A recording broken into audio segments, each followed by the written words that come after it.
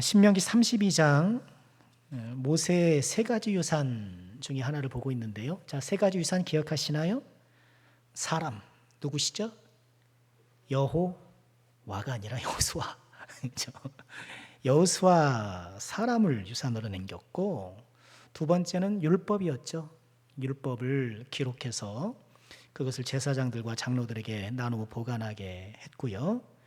그리고 세 번째 모세 유산이 32장에 기록되어 있는 모세의 노래입니다. 노래를 불러서 이 노래를 익숙하게 부르게 되면 나중에 하나님께서 말씀하신 일들이 일어날 때에 말씀을 생각나게 하려는 그런 것이죠. 모세의 노래는 협정 파기를 고발하는 문서 기억나시죠? 두 당사자가 어떤 내용을 갖고 합의를 했어요. 그래서 조약을 맺었는데 한쪽이 그만 그 조약을 깨트렸어요. 깨트렸네 끝나는 것이 아니라 그걸 깨트린 사실을 또 고발하죠. 이런 협정 파기를 고발하는 문서의 형식을 취하고 있는데요. 물론 그런 협정 문서의 형식을 그대로 가져오는 건 아니죠. 일부 비슷할 뿐이죠. 모세의 노래를 계속 살펴볼 예정인데요.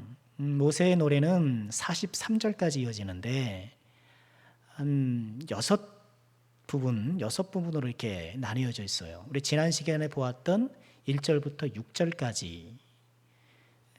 6절까지는 이스라엘의 반역에 대한 고발이에요. 이스라엘이 반역했다.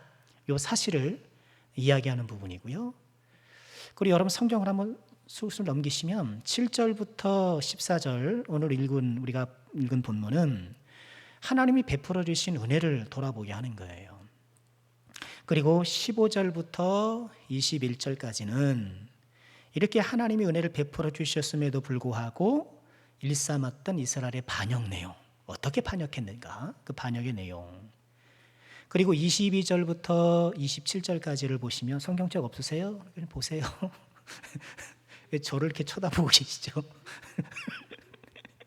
22절부터 27절을 이렇게 보시면 이스라엘을 징벌하신 것, 그래서 이런 벌을 내렸다, 이렇게 혼나야 된다, 그런 얘기고, 28절부터 38절까지는 대적자를 징벌하세요. 이스라엘을 징벌하도록 사용했던 회초리를 징벌하는 내용.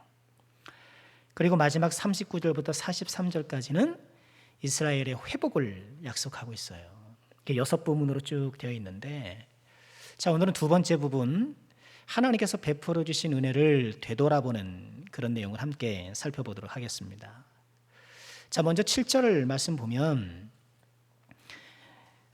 옛날을 기억하라, 역대 연대를 생각하라, 이렇게 이야기해요. 옛날과 역대 연대는 뭐 같은 말이겠죠. 아버지에게 물으라, 그가 설명할 것이요, 내 어른들에게 물으라, 그들이 내게 말하리로다. 지금 모세의 이 노래를 통해서 옛날을 기억해봐라, 역대 연대를 생각해봐라, 아버지한테 물어봐라, 할아버지한테 물어봐라, 그들이 설명할 것이다. 무엇을요? 하나님께서 베풀어 주셨던 그 은혜의 행적들을. 그러니까 이스라엘 백성들이 지금까지 걸어왔던 모든 인생의 여정들은 하나님의 은혜의 역사였다는 거예요. 그렇죠. 우리도 지금 뭐 40이 되었든 50이 되었든 60이 되었든 우리 각자의 인생길, 그 우여곡절의 오솔길을 돌아다 보면 하나님의 은혜의 발자취였죠. 이 세상이 죄로 오염되어 있기 때문에 우리는 은혜와 고난을 겸하여 받잖아요. 은혜와 고난을 겸하여 받았지만 늘 은혜가 더 컸어요. 늘 은혜가 더 커서 우리가 지금 여기 있게 된 것이죠. 그러니까 우리가 하루하루를 산다는 것은 이런 은혜의 역사를 써내려가는 것이라 할 수 있을 것입니다. 우리가 숨을 쉬고 또 생존하고 또 하루를 시작하고 또 하루를 마감하고, 이 모든 것이 은혜죠. 모든 것이 은혜, 모든 것이 은혜. 우리 열심히 찬양했는데 옛날을 돌아보면 역대 연달을 생각해 보면 걸음마다 자국마다 다 하나님의 은혜였던 것이죠. 그것을 잊지 말라는 거예요. 그럼 하나님께서 어떤 은혜를 베풀어 주셨는가? 한 세 가지로 정리해 줘요. 첫 번째는 선택의 은혜를 베풀어 주셨다는 거예요. 우리 8절과 9절을 보실까요? 자, 함께 읽습니다. 지극히 높으신 자가 민족들에게 기업을 주실 때에, 인종을 나누실 때에 이스라엘 자손의 수요대로 백성들의 경계를 청하셨도다. 여호와의 분깃은 자기 백성이라, 야곱은 그가 택하신 기업이로다. 모세는 하나님의 은혜를 찬양하면서 특별히 어떤 은혜를 찬양해요? 선택해 주신 은혜. 지극히 높으신 자가 민족들에게 기업을 나눠주실 때, 이 세상에 수많은 민족이 있잖아요. 수많은 나라들이 있는데 그 나라들에게 기업을 나눠주실 때, 또 인종을 나누실 때에 이스라엘의 자손의 수요대로 백성들의 경계를 정하셨다. 그러니까 이스라엘 백성들의 수요만큼 그들이 살 수 있는 곳, 그들이 생활할 수 있는 곳에 이렇게 경계를 정해 주셨다는 것이죠. 뿐만 아니라 여호와의 분깃은 자기 백성이라, 야곱은 그가 택하신 기업이라. 많은 민족들이 있고 많은 인종들이 있고, 그래서 그것을 하나님의 뜻에 따라서 이렇게 배치하시고 경계를 정해시는 가운데에 특별히 야곱은, 이스라엘은 하나님의 분깃으로 삼았다는 거예요. 많은 인종과 많은 민족이 도처에 있지만 이건 내 거, 이건 내 거. 마트에 가면 마트의 뷰 종종 되는데 사과가 산더미처럼 쌓여 있잖아요. 그런가요? 여기서 사과 나오나요? 가본 지 오래돼서. 여하간 산더미처럼 쌓여 있으면 그 많은 것 가운데 내가 주워 담죠. 내 거예요, 내 거. 그러니까 저기 있을 때나 여기 있을 때나 매 한 가지 사과잖아요. 매 한 가지 같은 과일이잖아요. 그런데 그것이 내 장바구니에 들어오는 순간 내 것이 되는 거예요. 그리고 그것을 들고 오면 누가 함부로 뺏어서는 안 되고, 또 함부로 막 발로 걷어차거나 던져버리거나 그럴 수 없고, 내 것이기 때문에 소중하게 간직하고 사용하고 그런 것이죠.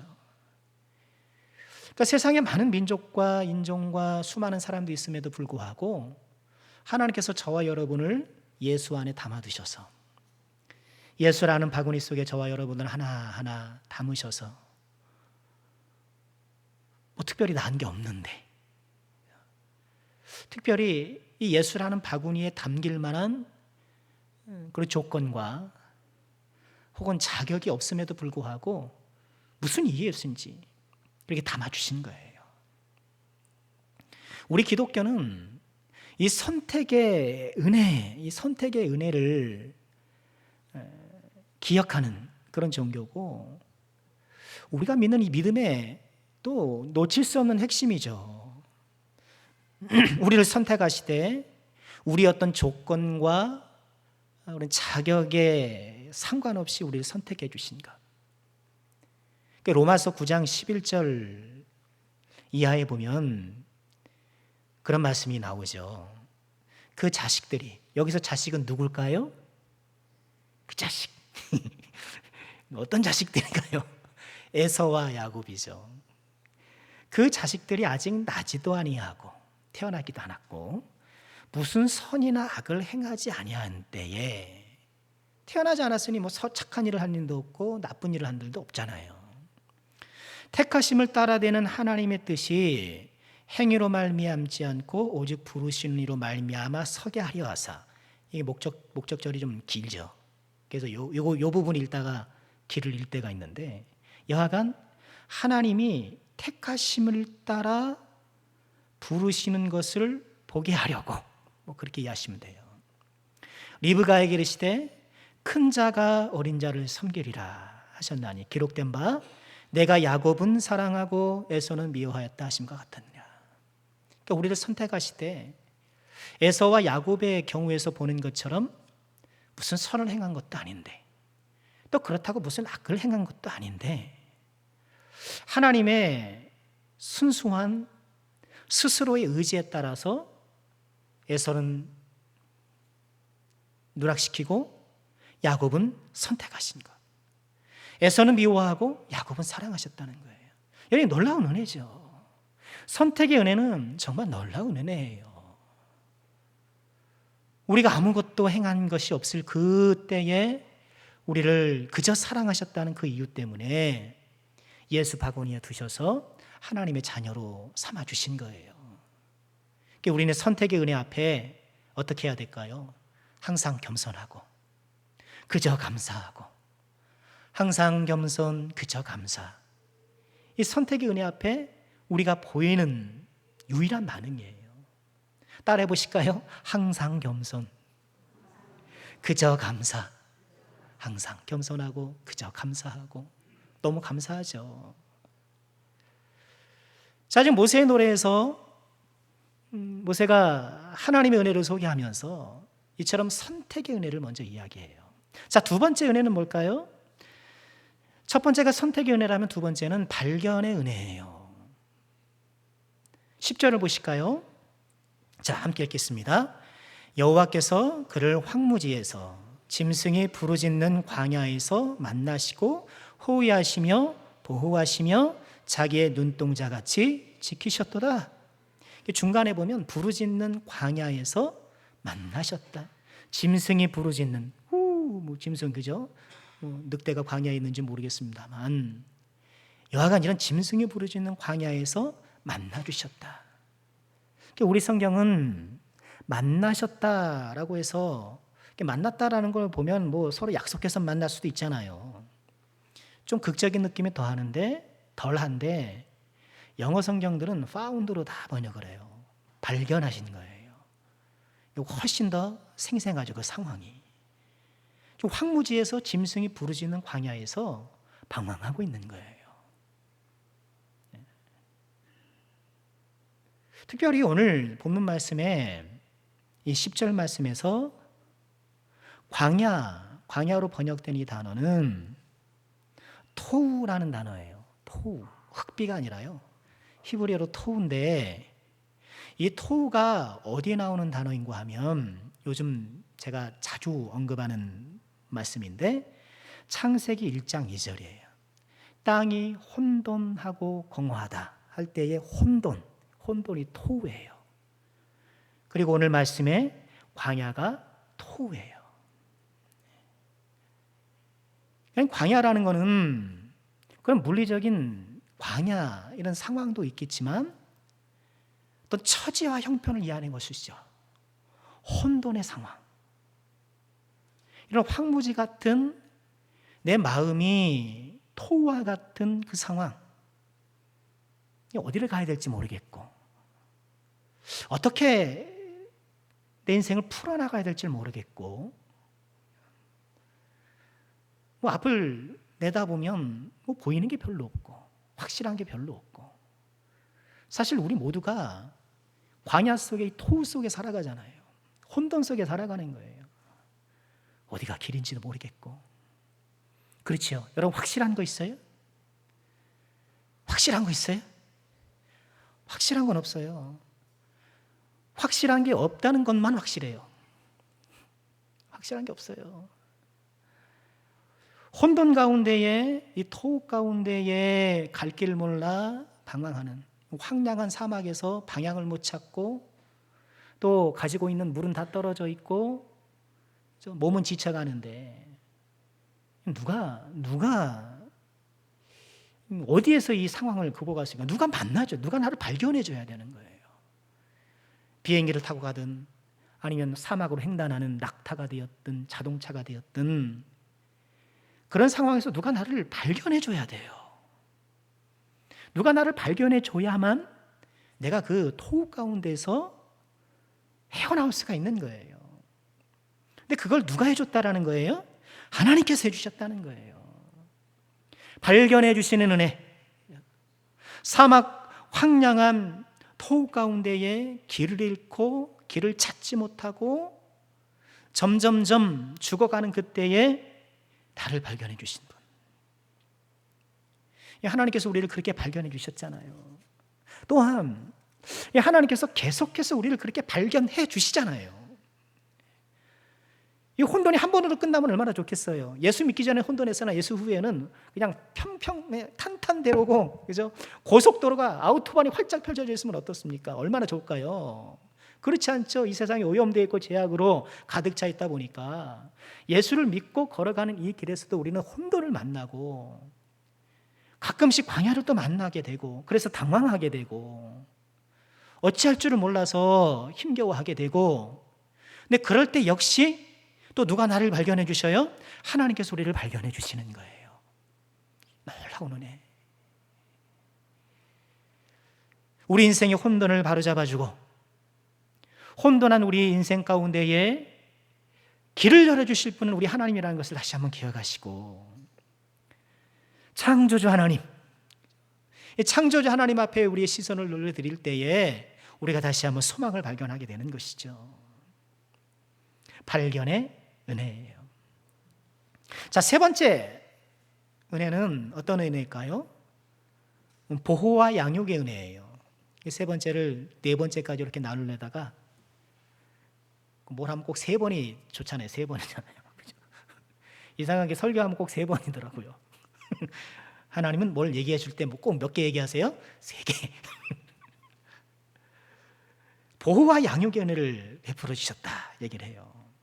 자, 어떻게 보호해 주셨는가? 우리 다시 10절 보실까요? 여호와께서 그를 황무지에서 짐승이 부르짖는 광야에서 만나시고 호위하시고 보호하시며 자기의 눈동자같이 지키셨다. 발견해 주셨을 뿐만 아니라 호위해 주셨어요. 막 이렇게 호위, 그죠? 또 보호해 주시고, 특별히 하나님의 보호의 은혜를 무엇에 비유해요? 눈동자에 비유해요. 눈동자 비유 잘 아시죠? 우리 신체가 눈동자를 보호하는 그 메커니즘이 굉장히 신비롭잖아요. 내 눈동자를 보호할 때 눈동자를 보호해야지 하고 보호하는 사람은 아무도 없어요. 외부의 어떤 위협이 있을 때에 눈동자를 보호하는 눈꺼풀이 반사신경, 그죠? 그래서 내 의식과 상관없이 자동적으로 내 눈을 보호하잖아요. 눈동자처럼 보호한다는 것은 정말 놀라운 은혜예요. 내 의지나 명령과 상관없이 하나님께서 자동적으로 거의, 그죠? 또 눈꺼풀로만 안 되면 여러 가지 신체가 동원되잖아요. 눈으로 뭐가 막 이렇게 막 오면은 야구공이 날아오면 그냥 막 들이받아요? 아니죠. 어떻게 해야 돼요? 예? 탁 맞고, 그죠? 안 막아요? 안 막아요? 맞고 보상 받아요? 보상 못 받습니다. 여러분, 야구장에서 이게 맞으면 보상 못 받아요. 예. 왜냐하면 야구장에 온다는 건 그런 위험이 있다는 걸 알고 오는 거거든요. 그래서 야구장에서 공이 날라와가지고 막 여기가 보다고 이제 물어내라고 안 물어줍니다. 가질 말아야죠. 눈동자같이 우리를 보호해 주시는 거예요. 이런 눈동자보의 신비로움을 알았던 것일까? 시편 17편에서 다윗이 이런 기도를 해요. 같이 한번 읽어볼까요? 나를 눈동자같이 지키시고 주의 날개 그늘 아래 감추어 주소서. 나를 눈동자같이 지켜주시옵소서. 그러니까 우리도 좀 그렇게 기도해야 될 것 같아요. 하나님, 저를 좀 눈동자처럼 지켜주세요. 우리 자녀들을 눈동자처럼 지켜주세요. 그러니까 하나님께서는 우리의 기도를 들으시고 지켜주실 때도 있지만, 그러나 눈동자를 비유해서 보호를 말씀하시는 걸 보면 내가 미처 기도하지 못할 때에도 우리를 지켜주신다는 거예요. 너무너무 감사하죠. 내가 기도한 대로만 이렇게 다 지켜주시면 우리가 기도 못한 게 얼마나 많은데요. 기도 안 할 때가 또 얼마나 많은데요. 그러나 내 기도를 들으시고 지켜주시기도 하지만 내가 미처 기도하지 못할 때에도 우리를 지켜주시는 이 하나님의 지켜주시고 보호해 주시는 은혜가 있기 때문에 우리가 이렇게 살아가는 것이죠. 무엇보다 우리의 건강도 지켜주시고 우리의 인생도 지켜주시지만 뭘 지켜주세요? 우리의 믿음을 지켜주세요. 하나님께서 우리의 모든 걸 지켜주시기 기도해야 되겠지만 우리는 특별히 뭘 지켜주시기 위해서 기도해야 되겠습니까? 하나님 믿음 지켜주세요. 왜냐? 우리가 지키기를 바라는 모든 것들은 언젠가는 다 지나갈 것들이에요. 여러분은 건강 지켜주시기로는 당연히 기도해야 되지만 여러분 건강이 영원히 건강합니까? 안 그래요. 건강도 지나가는 거예요. 때가 되면 건강도 다 사라질 거예요. 우리의 재산도 좀 지켜주셔야지요. 우리 직장도 지켜주셔야 되죠. 그러나 그런 것들은 하나님께서 지켜주시는 것이긴 하지만 순간적인 거예요. 잠정적인 것들이에요. 모든 것들을 지켜야 되지만 특별히 뭘 지켜야 돼요? 우리의 믿음을, 또 우리의 마음을, 뭐로 지킬 만한 것보다 너의 마음을 지키라. 우리의 마음을 믿음으로 지키는 것이 정말 중요한데 하나님께서 우리의 믿음을 지켜주시는 거예요. 때로는 흔들릴 때가 있고, 때로는 의심할 때가 있고, 때로는 하나님께서 나를 구원해 주셨다는 그런 확신감이 떨어질 때가 있고. 여러분, 구원의 확신과 구원을 좀 구분하셔야 돼요. 어떤 분들은 오해해서 내가 구원의 확신이 있어야 구원을 받는 줄로 생각해요. 그러나 구원의 확신감이 있어서 내가 구원받는 게 아니고요, 예수를 믿을 때 구원을 받는 거예요. 그리고 확신감이라는 것은 굉장히 높을 때도 있고 낮을 때도 있어요. 그렇죠? 어떨 때는 내가 정말 구원의 확신이 충만할 때가 있지만, 확신감이 충만할 때가 있지만, 어떨 때는 구원에 대한 확신이, 아이고 내가 구원받을 수 있을까? 아이고 내가 이렇게 큰 실수를 했는데 할 수 있을까? 하면서 순간적으로나마 구원의 확신감이 좀 떨어질 수 있죠. 그러니까 구원의 확신감으로 구원받는 게 아닙니다. 오해하지 마시고, 예수를 믿는 거로 구원받는 거예요. 구원의 확신감은 좀 달라질 수 있어요. 그러나 당연히 우리는 구원의 확신을 신뢰하는 것이 영적으로 유익한 것이죠. 하나님께서 우리의 믿음을 지켜주세요. 우리의 믿음을 지켜주셔서 이 인생 광야, 인생 순례길을 마치고 마침내 저 본향에 도달할 때까지 우리를 지켜주시는 거예요. 이 하나님의 보호의 은혜 가운데에 우리가 주님 앞에 서는 그날까지 날마다 안전히 보호를 받으시고 승리하시기를 주님의 이름으로 축복합니다.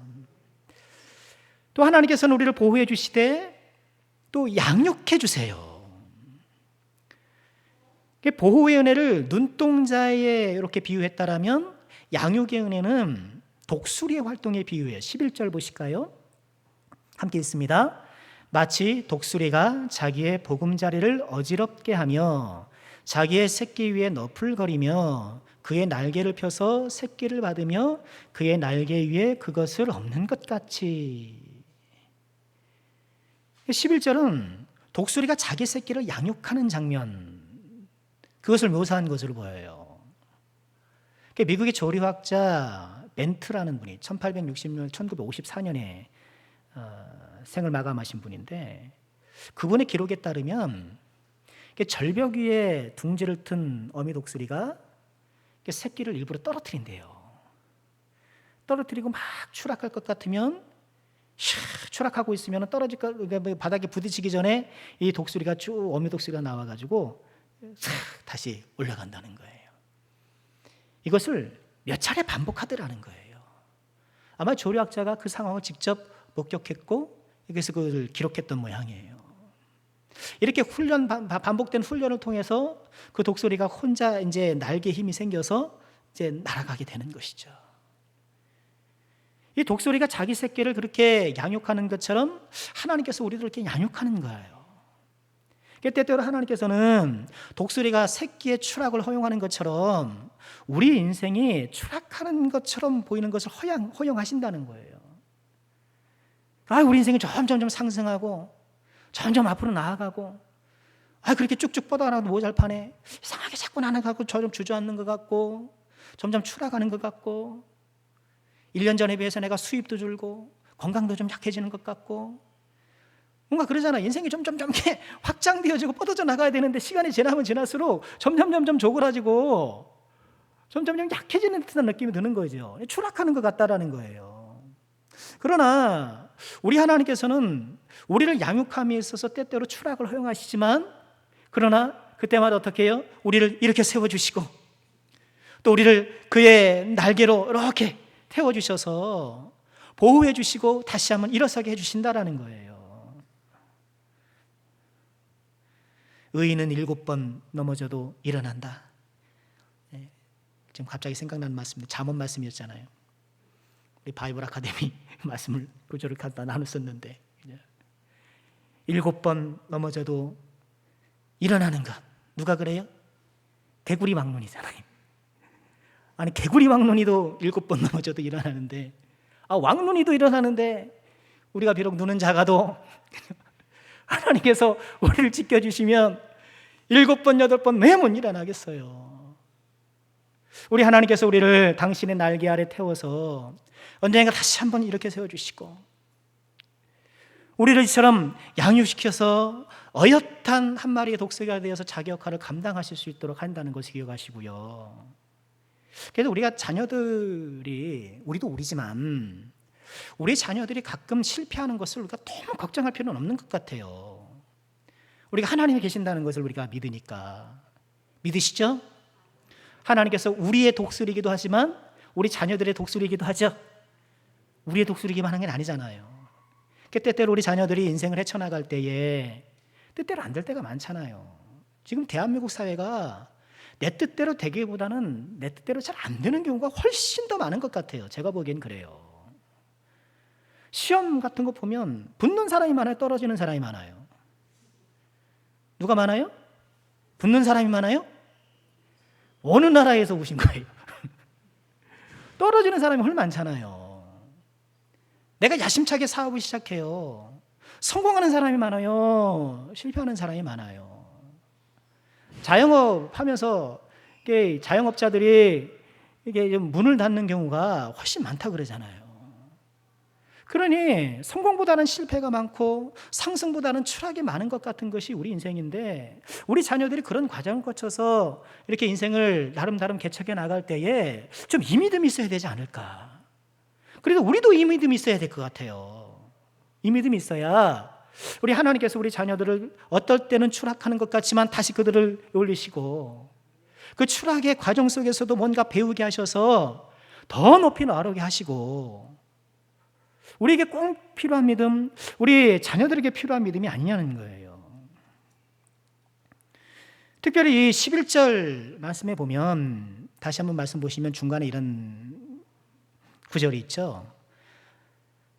전부 읽을게요. 마치 독수리가 자기의 보금자리를 어지럽게 하며 자기의 새끼 위에 너풀거리며. 이 너풀거리라는 이 동사가 할라프라는 동사인데요. 너풀거리다는 이 동사가, 이 동사도 성경에서 3번밖에 안 쓰인 희귀한 동사예요.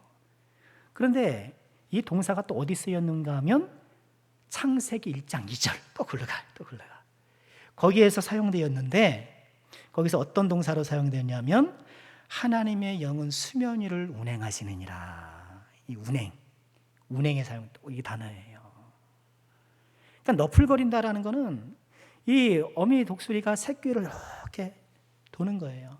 마치 하나님의 영이 태초의 혼돈과 공허와 흑암이 깊음 위에 있는 그곳에 수면 위를 이렇게 운행하시면서 그 혼돈과 공허와 모든 흑암의 상황들을 두루두루 살펴보시면서 이제 그리고 뭔가 하시는 거죠. 뭐예요? 그러면서 창조를 시작하시는 거예요. 그런 것처럼 하나님의 신이 수면 위를 운행하시는 것처럼 이 새끼 독수리가 새끼 위에 이렇게 운행하는 것처럼 하나님께서 우리 인생을 이렇게 운행하고 계시는 거예요. 추락하면 다시 태워주시고, 넘어지면 다시 일으켜 세워주시고, 이 하나님의 은혜인 것이죠. 신명기 우리가 읽었던 이 말씀을 보면 이런 하나님의 은혜를 창조 기사 때 썼던 그 단어를 갖다가 그렇게 쓴단 말이에요. 창세기, 출애굽기, 레위기, 신명기, 모세 오경이잖아요. 한 세트잖아요. 세트. 그러니 이 사람들이 단어를 읽다가 너풀거리며 할라프 어디서 봤더라? 쭉 찾아가 보면 여기 있었네. 연결지으라는 거예요. 연결지어서 생각하라는 거예요. 그러니까 신명기 이 하나님의 은혜를 소개하는 이 단락은 하나님의 은혜를 묘사하면서 창세기의 용어를 차용해 쓰는 거예요. 그게 뭔가요? 지금 하나님께서 베풀으신 은혜가 창조적 은혜라는 거예요. 우린 그것을 재창조의 은혜라고 말씀해요. 재창조의 은혜. 태초의 혼돈으로부터 또는 태초의 흑암이 깊음이 있던 수면을 운행하셨던 그때처럼 그 창조적 상황에서 하나님의 놀라운 창조 피조 세계를 만들어내셨던 것처럼 이런 혼돈과 이런 기쁨과 이런 인생의 혼란 가운데서 우리를 새롭게 재창조하시더라는 거예요. 하나님의 은혜는 그렇다라는 거예요. 하나님의 은혜는 재창조의 은혜였다라는 거예요. 이스라엘 백성들 정말 재창조의 은혜였죠.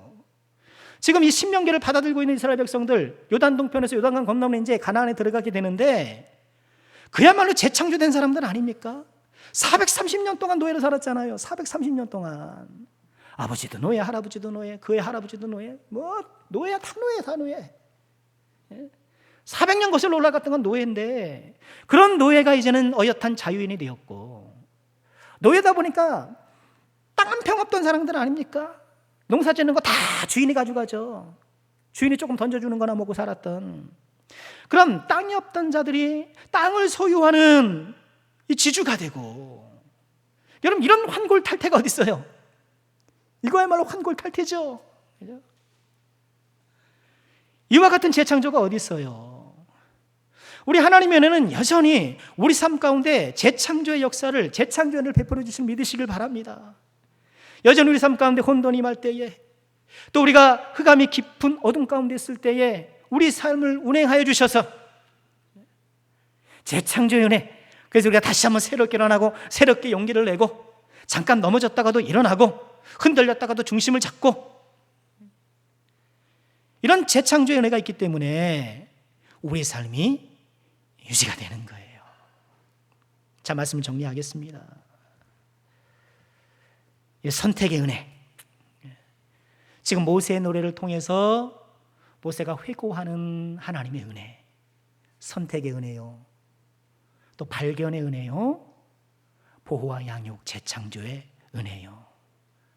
그리고 이 은혜는 이 신명기가 기록됐던 그 시대에 잠깐 있다가 사라졌던 그런 추억 속의 은혜가 아니라 21세기에 이 죄악으로 점철되어 있는 이 세상을 살아가고 있는 저와 여러분에게도 여전히 현재 진행형으로 다가오는 은혜라는 것, 다시 한번 꼭 기억하시고 이 은혜 안에 감사하고 이 은혜에 힘입어서 날마다 주 뜻대로 살아가는 우리 모두가 꼭 될 수 있기를 주님의 이름으로 축원합니다.